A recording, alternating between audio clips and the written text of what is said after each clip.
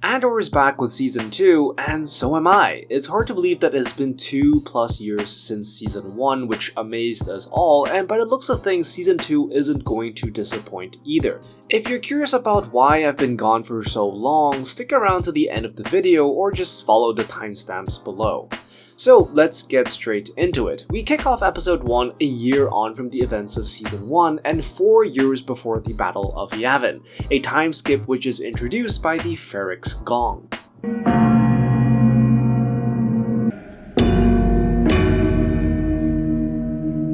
We begin with the Imperial mechanic working on what looks to be a TIE interceptor, but it does appear to be slightly different in design from the usual interceptors that we see later in the timeline. What this is actually a TIE Avenger, an early prototype that would go on to inspire the TIE interceptor. This is likely the case as it is later revealed that Cassian is undercover as a test pilot for the ship, so it would make sense that it is still under development at this point in time. On the side, we see a droid of some sort helping out, and while I'm not exactly sure what model of droid this is, its head does remind me of the Imperial Scout droid first seen in Empire Strikes Back. We see Nia, the technician, make her routine checks on the ship, and the interior really clues us in on how different the design is compared to the usual TIE fighters. We are then told that this is taking place on Sinar Test Facility 73, which makes a lot of sense as Sinar was known in the galaxy as the foremost manufacturer of starships, arms, and hyperdrives. At this point in time, production on this planet is under the Sinar Fleet Systems, and run by a man named Raith Sinar, the architect of the original TIE fighter design. Nia meets Cassian in the mess hall, and we see Cassian dressed in a test pilot suit, but notice that the design of his helmet looks quite similar to that of Inferno Squad, except with a few main differences in terms of symbols and the added dash of red. It's also worth noting that Cassian's outfit with the utility vest and the dash of red that actually leans a little orange is also quite similar to the design of the Rebels outfit that we see later, so this is perhaps a little foreshadowing of the way things are going to develop as the show continues. The two share a little heart-to-heart, and Nia admits that she is afraid, to which Cassian comforts her. It is perhaps a moment of compassion from Cassian, but you can't help but wonder if he's being sincere or just saying what he needs to say to get the job done. But at the same time, if it is genuine compassion from Cassian, you really can't help but wonder what is going to happen in this show for him to end up the way he did at the beginning of Rogue One. Nia tells him that the password is Kafrene, and Kafrene refers to the Ring of Kafrene, the location where we first met Cassian in Rogue One. Cassian jumps aboard the TIE Avenger only to realize that he doesn't know what he is doing, which is a good recipe for comedy. Cassian tries to launch but ends up going backwards, which sets off the alarms, and this scene really reminded me of a scene in Clone Wars when the members of the 501st commandeered Umbaran fighters. Yes, sir. Everything's fine in the hangar, sir.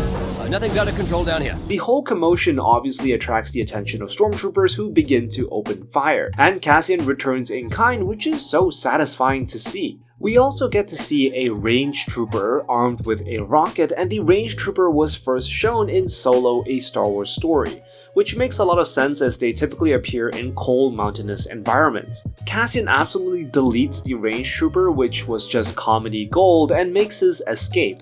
And I have to say, within the first few minutes of using the TIE Avenger, Cassian is really putting it through the stress test, which I suppose is the reason why they needed a TIE pilot in the first place. We see two fighters chase him down, and these are not TIE fighters but actually the TIE Advance V1 prototype, which was first seen in the Rebels show. We cut to the rest of the Ferrix crew, and we see what appears to be Dr. Gorse pulling the covers off Bix. Now, this turns out to be a frightening nightmare, which of course makes sense as Dr. Gorse was the man who tortured her back in Season 1. This also means that Bix is suffering from PTSD, which speaks volumes about how the Empire's violence isn't restricted to the physical realm. We are reintroduced to Brasso, Bee, and Wilmot and a new character by the name of Talia, a local. We jump to Chandrila, the homeworld of Mon Mothma, which was actually a target of the second Death Star, which of course, as we know, didn't happen in the end. We see Lita showing off her dress to her friends, which is actually being levitated by a sort of device. We then see Perrin and Mon Mothma greet an old couple who seems to be relatives with the old man named Sordo. We also see Mon Mothma talk to a man named Erskine, which is quite interesting as this is likely Erskine Samaj, who would later go on to serve in the rebellion as a commander and aide to Mon Mothma. He even makes an appearance in Star Wars Rebels in the episode where Mon Mothma finally commits to the Rebel Alliance in public. Erskine explains about a parking problem due to Governor Calvin's big new ship, which really just points to how pretentious and petty this particular social circle can be. We also get to see Vel from Season 1 and Tay Kolma, who really is eager to speak to Mon Mothma but can't seem to spit it out at first, something which we will learn more later on. Luthen makes a return, much to the surprise of Mon Mothma, and officially Luthen is here on business with Davos Skulden, the financier/banker introduced back in Season 1, and the father of Leda's husband-to-be. Clea is also on the scene as she gives him updates on Cassian, and it's really apparent that she doesn't like to be here. Back on Minarao, where the first gang are hiding, we learn that they have been hiding out here as mechanics. It soon becomes clear that they are here on the planet illegally, which does make a lot of sense as they are refugees fleeing from Imperial persecution, especially after the events on Ferrix. And it is really an allegory for our world today. We also learned that Wilmot has a local love interest, Billa brings some water, and they are then interrupted by an Imperial Gazanti-class cruiser, the very same that we saw in The Mandalorian. Cassian lands on a mysterious forested planet looking for a man named Porco, which is kinda funny considering that it's a name not too far from Porkins, a rebel pilot that was introduced and died in A New Hope. I've got a problem here. Eject! I can hold it. No, I'm alright. So just like Porkins, we learned that Porco also shared the same fate. Note to self, don't have a pork-related name in Star Wars. Cassian ends up captured by a group of stranded rebels, which isn't without its comedic moments. I'm not an Imperial pilot! Yeah, and I'm not gonna put a bolt through you. We cut to the Malthine Divide, and we are brought in by a rather familiar voice. This is of course none other than Director Krennic himself, the architect behind the Death Star in Rogue One. In this secret meeting, we see members of the Propaganda Division, Science Division, ISB, Navy, Engineering, and maybe a governor or two. Krennic mentions Yularen and Tarkin, both of which are senior members of the Empire, with Yularen being head of ISB and Tarkin, well, he's Tarkin and you already know. We get a short video introducing Gorman, a planet filled with alpine-like horns and silk spiders.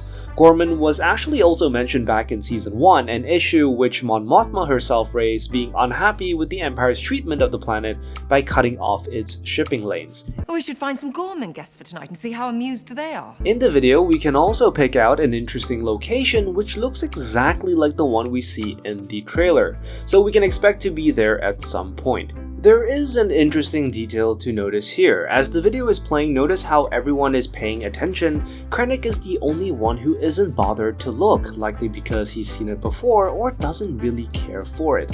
It's a nice little acting detail I picked up on.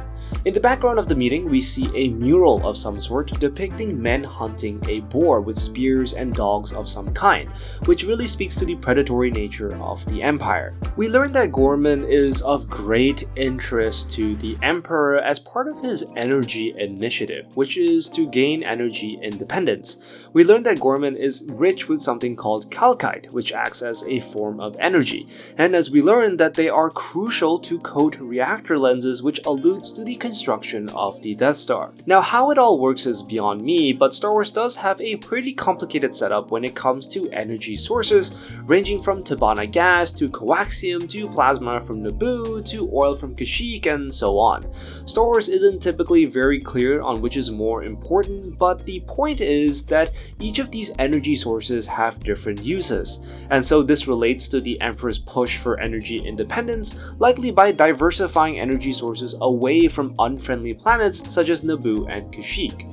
Krennic also says, To stable, unlimited power. which is a tongue-in-cheek moment, as this does harken back to when the Emperor said this.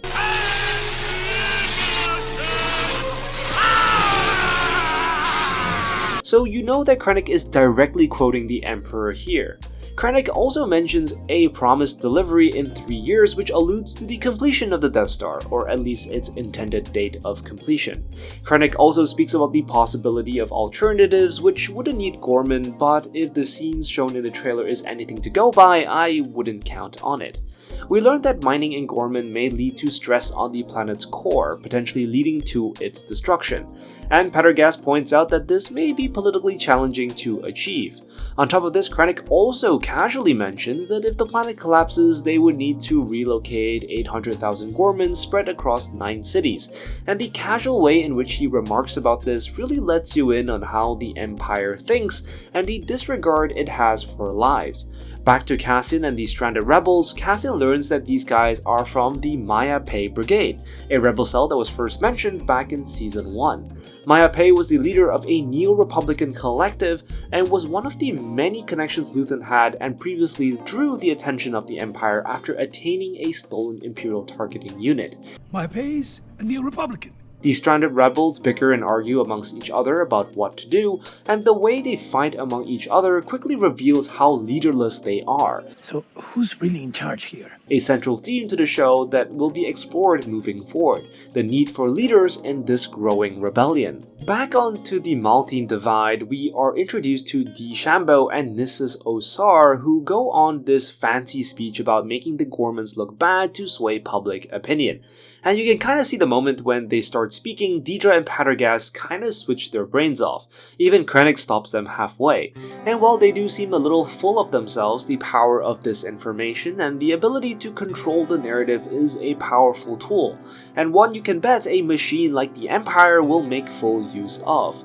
One of the Imperials contemplates a plague or natural disaster to drive the people out while casually munching on cake, which is such a disturbing detail and again speaks volumes about how brutal the Empire can be casually. We also learn that these options are off the table as they've already gamed it out and consider it too unpredictable. We also learn that the decision on Gorman is a little bit of a foregone conclusion as Krennic is already moving in to increase Imperial presence on the planet by building a new armory in Palmo, the capital city. Krennic speaks to Dedra, who it seems he personally invited to the meeting. Krennic mentions Dedra's failure on Ferrix, which she has seemingly recovered from. After some pushing, Dedra makes it known that the propaganda campaign isn't to her liking, and instead she prefers making use of insurgents on the planet as an excuse for the Empire moving in, alluding that insurgents making noise on the planet is the perfect excuse for the Empire to move in, which is feasible as Gorman already has insurgents under the group called the Gorman Front, the whole reason why Imperial shipping lanes were shut temporarily in the first place. Back on Mina Rao, the group continues to wait for Cassian, and we learn that the Gazanti cruiser that we saw earlier is part of an Imperial supply census.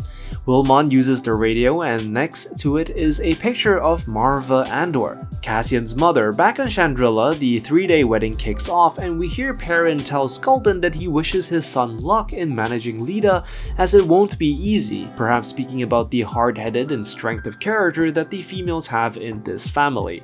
We see Luthen speak to Skulldun's son as well, and we learn that he was training on Steerguard as part of the Navy, and is now being transferred.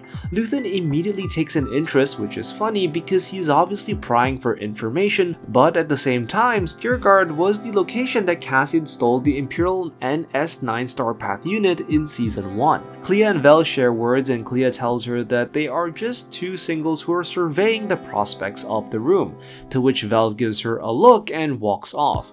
And at first I sort of interpreted this as Vel rejecting Clea, but then I remembered that Vel still likes Cinta, her lover from Season 1, and so Clea's comment was likely a sore point for her. Tay speaks to Mon Mothma, and it soon becomes clear that he isn't doing well. His marriage is in trouble as well as his financial situation, but before they can talk further, they are interrupted by the groom's mother, and we learn that Leda has had a fight with her intended. Mon Mothma comforts her and says that she is sorry, but you get the sense that she's saying sorry for much more than that. As it is explored throughout the next 3 episodes, Mon Mothma's arc here is really about personal sacrifice, being forced to put her own daughter in this position, in this marriage, as a means to fund the rebellion. Meanwhile, on the Forest planet, the rebels' disagreement ends in bloodshed, and on to episode 2. Episode 2 begins with a rebel crawling through the mud looking for survivors from the previous fight.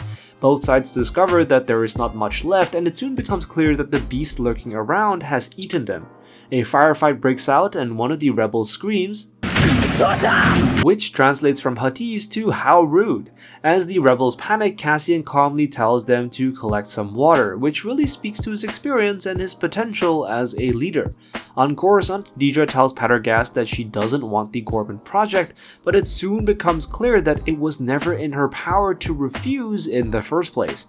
It also becomes clear that she is still hung up on Axis, which refers to Luthen, the original person she was hunting back in Season 1. We then learn that since the events of Season 1, not much progress has been made on this front, which led the Empire to shift focus away from it. Pendergast tells her that the Gorman project is an opportunity to rise further if she succeeds, and so the pressure is on. Clea requests to leave for Coruscant, but not before telling Luthen that Dina Rao is under a comms blockade due to Imperial inspection. All the while Perrin is listening in. So one does have to wonder just how much Perrin is catching on, or whether or not he is just curious about the gifts Golden has for the couple. Mon Mothma and Perrin initially have a calm talk as a married couple, but Perrin's inner insecurity pokes her by calling Tay her boyfriend, and the conversation between the two definitely hints towards years of compromises and tolerances, and so you can get this somewhat tired dance between the two. But we also learn that Tay is really unstable as he drank a little too much last night. Back on Minarao, we learn from Brasso's friend Kellen that the inspection should be completed today, but urges them to stay cautious. Cassian points out that the rebels should set up a perimeter, which is just basic stuff, and the other group of rebels resorted to eating a sort of stinky melon to survive. We then cut to the Bureau of Standards where we see Cyril in his new promoted role briefing a new recruit, and you can tell during this interaction that he is just oozing with arrogance with his newfound promotion, and his onboarding introduction is a little similar to the one he received himself. There are no small jobs here at the Bureau of Standards. There are no small jobs at the Bureau of Standards. The Ferrix gang is visited by some Imperials and Biggs gets hit on by an Imperial officer, but Brasso shows up in time. We head back to Chandrila, and during the wedding hike, which we learn is a Chandrilan custom, Vel questions Mon Mothma whether or not this is really what Lida wants, as well as her issue on not being able to see Cinta. On Coruscant, we see that Dedra and Cyril are now a couple, and Cyril tries to put off seeing his mother, but Dedra says no. It's a rather interesting dynamic between the two, and one that will be explored further in the episode. It should also be noted that the bowl on the table looks remarkably close to a Death Star. Tay finally spills the beans on why he is so eager to speak to Mon Mothma, and it becomes clear that his financial worries and lack of attention has been making him feel undervalued. You get a sense of desperation as he begins to talk about how everyone has gotten what they wanted except for him, and it gets worse as he begins to openly use words such as rebellion and rebel activity, which gives Mon Mothma a bit of a panic, which basically blurs the line between asking and blackmailing. Naturally, Luthen takes note of all of this. Clea returns to the shop on Coruscant, and the antique shop is filled with mostly similar things from Season 1, such as Plo Koon's mask. We do, however, get to see Padme's headgear from Attack of the Clones. Luthen obviously wants to kill Tay now, but Mon Mothma insists that they had to find a way to appease him. Perrin delivers a rather nice wedding speech, using a term, Sagrona, which is a saying Chandrilans use when delivering a toast, something which we heard back in the first season as well. I was just better at pretending. That I find hard to believe. Sagrona. And while Perrin's speech is about relationships and marriages, it also very much applies to the situation of the rebellion, the pain they are and will go through, and the joy in between they must find.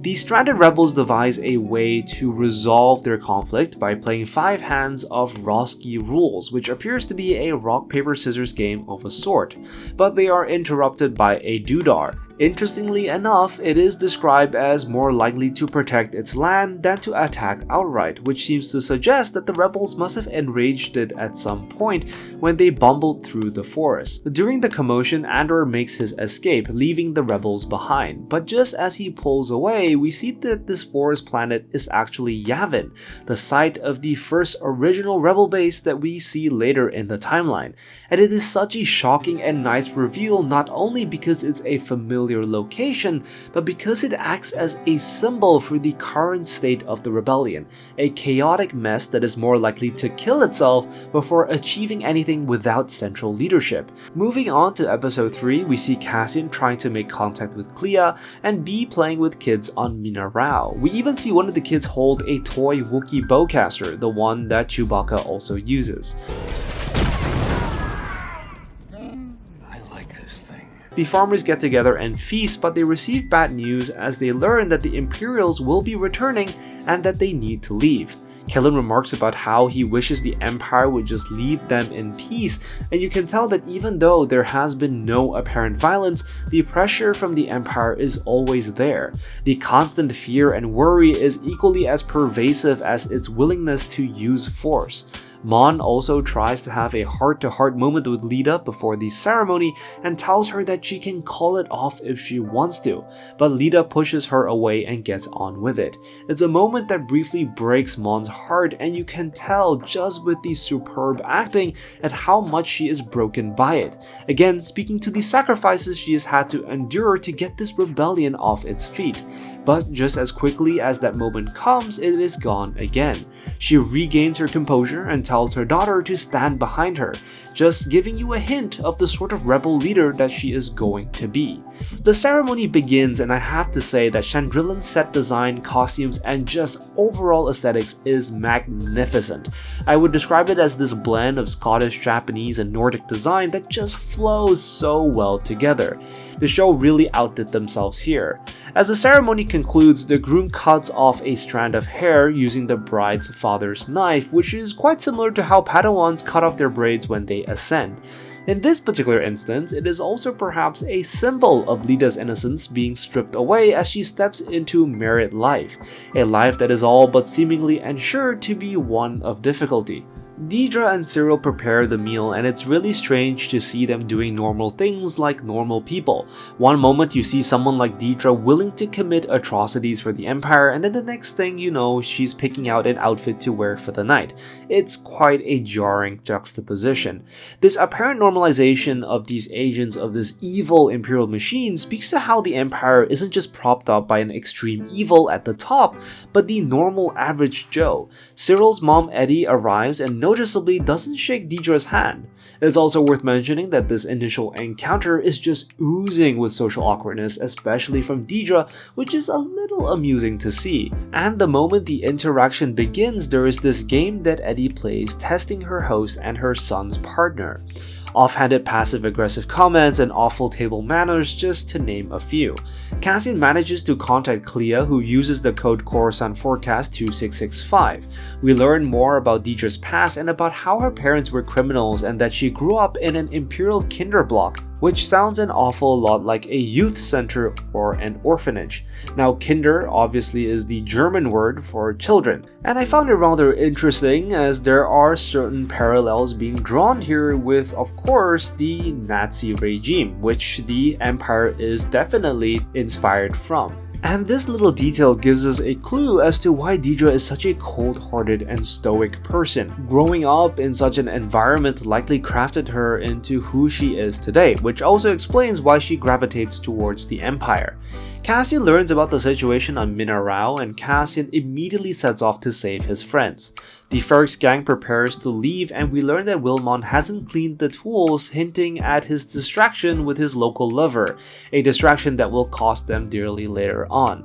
The conversation between the three eventually ticks off Cyril as his mother dismisses his previous job as child's play, causing him to leave the table. And immediately we see Dedra drop back into her comfortable old self and immediately sets Eddie straight, especially about Uncle Harlow. This does seemingly also get the respect of Eddie as the conversation turns friendly, much to the surprise of Cyril. Dedra pours Eddie a cup of caf, which is the Star Wars version of coffee. What is also interesting is that in season 1, Cyril was quite obviously a bit of a mommy's boy, and while he has tried to distance himself from her, he really has just exchanged one for another, which is quite amusing to see. It also does speak to his character as someone who requires an authority figure to constantly tell him what to do. Perhaps some more cakes? Skalden unveils a Shandy Merle, a rare temple artifact that was created thousands of years ago and was stolen by Rakatan invaders. The Rakatans are an alien species that once ruled the galaxy through the Infinite Empire, and even predate the birth of the Republic. This was first brought up in the show in season 1, but the Rakatans have had a long and sizable role in the expanded universe. And according to Skalden, out of the 12 missing, this one here is number 9. Luthen converses with Erskine, who we learn is actually born on Naboo and half Gorman, which is clearly hinting at his bigger role to play and perhaps an explanation of why he fully commits to the rebellion later on. It's also a moment where you can tell Luthen is vetting all of Mon Mothma's close friends and allies with the intention to protect her. Tay speaks to Mon Mothma and in the background you can even see Sordo being dragged away by his wife, almost as if to say, let's leave them to it, much to his surprise. It does make you wonder if she is aware of Mon Mothma's rebellious dealings or the rumors between her and Tay. Mon grows increasingly concerned about Tay, and Tay excuses himself early. Luthen tells Mon in coded language that he's going to get rid of Tay, much to her horror. Luthen recognizes that Tay can no longer be trusted and that him asking for money isn't going to stop here. And while Mon pretends to be in disbelief, it is a moment of dual sacrifice, with Mon realizing that she needs to follow Luthen's advice and Luthen willing to dirty his hands so that she may keep herself clean. And all of this is juxtaposed by the energetic music in the background and people dancing oblivious about what is really happening. Really just fantastic framing. And the fact that within a space of 3 episodes, Mon Mothma has had to sacrifice her daughter and now her childhood best friend is really just something else. But hey, anything for the rebellion, I guess. Brasso gets concerned about Imperial activity and thinks that they should leave early, but they realize that Wilmont is not around. The Imperial officer looks for Biggs as he checks himself in the mirror, and it very much echoes Biggs' nightmare with Dr. Gorse, who also looks at himself in the mirror. Cassian arrives, Brasso gets caught and pretends that Kellner isn't part of this to protect him, and the whole thing kicks off when the Imperial officer forces himself onto Biggs, which is a pretty hard moment to stomach. And you can only imagine the horror that is going through her head throughout the entire ordeal. The show even sees Biggs use the R word, and it's not one I really expected from Star Wars, but I guess this show has really solidified itself as Star Wars for adults. The whole thing ends up with Brasso being shot dead, which is sad, and speaks to the central theme of sacrifice in this particular arc, and with Brasso's death, it forces Cassian to step up as the leader of the group. Previously, Brasso has acted as the paternal guardian to the rest of them, but with him gone, the role falls to Cassian, who has 2 people he needs to look after.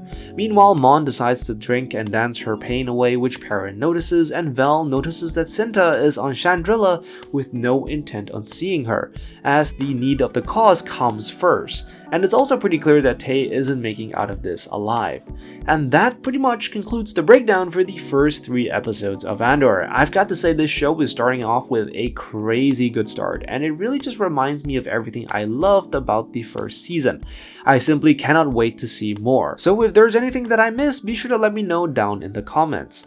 Now, if you're curious as to why I've disappeared for almost a year, this part is for you. If not, this is the end, so please drop a like and subscribe. It really helps out the channel. So I have been gone for a year, and that's simply because I've been busy with my master's abroad. At this very moment, I am still in Shanghai, China, and will be graduating soon. Of course, between travels, studies, and so on, YouTube has taken a bit of a back seat, and has caused me to think a lot about what I want for this channel. Truthfully, I have been considering whether or not I should continue this channel. To put it simply, I'm in a bit of a crossroads in determining what it is that I want to do with my life, especially when it comes to career. So in some sense, this may very well be the last Star Wars show / series I cover for this channel. I haven't quite made a decision just yet, and so I guess we will know by the end of it. So if you have stuck with me the whole way through, thank you so much for your support and kindness. It really does mean a whole lot to me. Anyways, that's all for this video. I am the Lost Acolyte, and I have spoken.